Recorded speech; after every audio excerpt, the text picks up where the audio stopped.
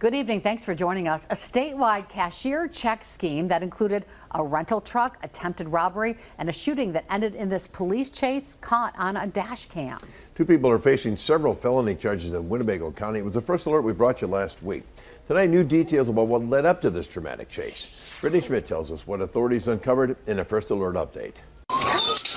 Losing his tires, he's gonna be westbound on Johnson. A strategic move by a chasing deputy spins the rental U-Haul 180 degrees. The driver, 45-year-old Omar Brown of Milwaukee, now facing authorities. Sparks fly as he tries to back up and get away. Another maneuver from a squad car pins the U-Haul. This is the moment passenger 27-year-old Shakira Ray of Green Bay knew they were caught. A search warrant for the U-Haul revealed the workings of an alleged statewide cashier check scheme involving these suspects. Authorities believe fake cashier's checks were being used to fraudulently purchase vehicles. Court documents indicate that's what happened in Omro last week, leading to the victim having his finger amputated and head stapled shut. Prosecutors say Brown and Ray responded to an online ad for the sale of a vehicle, visiting the victim's Omro home for a test drive on the evening of Monday, July 15th. The pair offered to pay for the vehicle using a cashier's check for $22,000.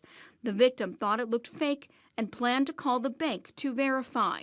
When he asked Brown to leave his garage, he says Brown pulled out a gun.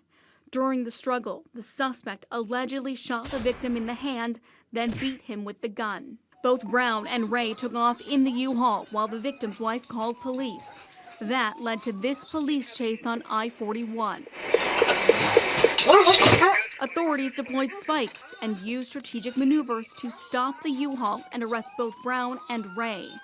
During the search warrant, authorities discovered several cashier checks made out to people in the $20,000 range. A family member of Ray's told authorities the duo was creating fake cashier's checks and using them to purchase cars, houses, and motorcycles. One of the fake checks led to contact with Green Bay police about stealing cars in Milwaukee.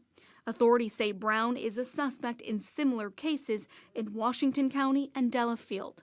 Both Brown and Ray have criminal histories. A preliminary hearing for both is scheduled for August. I'm Brittany Schmidt for Action 2 News.